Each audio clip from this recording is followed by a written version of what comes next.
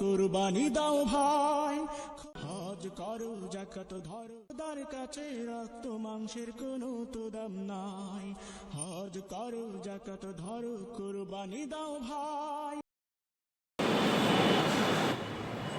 সমস্ত তারিখ মহান রসুলের সাথের জন্য যে মহান রসুল আলামিন এই হজের মাসে আমাদেরকে দুইটি ইবাদত পাশাপাশি আমরা সালাতুল জুমা আদায়ের জন্য যে মহান রসুল আলামিন মসজিদে উপস্থিত হওয়ার কৌমিক বিধান করেছেন, সেই মহান রবের জাতের শুকরিয়া জ্ঞাপন করি আলহামদুলিল্লাহ। যে মহামানবের আদর্শকে অনুসরণ করে সারা বিশ্বে আজকে সবার আনন্দ উৎসবের ত্যাগের বিনিময়ে আল্লাহর সন্তুষ্টি অর্জন করার জন্য মহানবীর আনিত বাণী অনুযায়ী আজকে সেই ইবাদতের প্রস্তুতি চলছে। সেই মানবতার মুক্তির রূপ কাল কিয়ামতের একমাত্র সুপারিশকারী সেই মহান মানবের প্রতি সালাম বর্ষিত হোক। اللهم صل عليه اللهم بارك عليه। খুতবার আলোচ্য বিষয় হচ্ছে কুরবানির গুরুত্ব ও কুরবানি করার পদ্ধতি। আল্লাহ তাবারক ওয়া তাআলা কুরবানি বিশাল একটা ঘটনা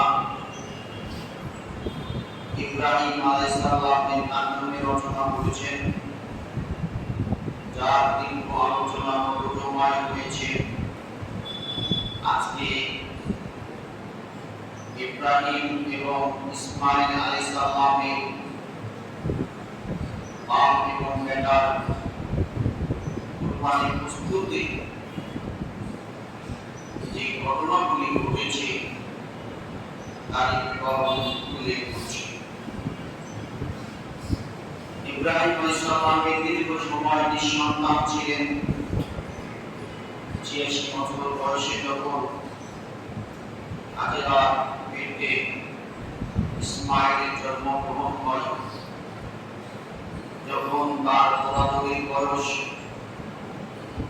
বাবা বলে ডাকা, আদর আপ্যায়ন, নয়নের মণি, কলিজার টুকরা ইসমাইল আলাইহিস সালামকে স্বপ্নে কুরবানি করছেন, এই মর্মে যখন তিনি অভিপ্রাপ্ত হন, তখন তিনি তার এই কুরবানি বাস্তবায়নের জন্য তার একমাত্র ছেলে ইসমাইল আলাইহিস সালামকে জবাই করার প্রস্তুতি নেন।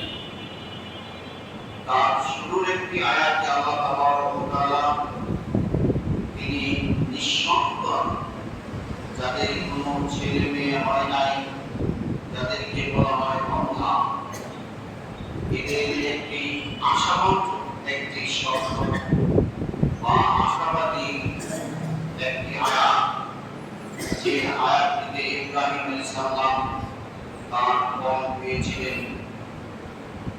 আল্লাহ তাবারক ওয়া তাআলার কাছে তার প্রার্থনা করতে নেই, তাতেই তা আল্লাহ শুভ সংবাদ দিয়েছিলেন, একটি নেক সন্তান।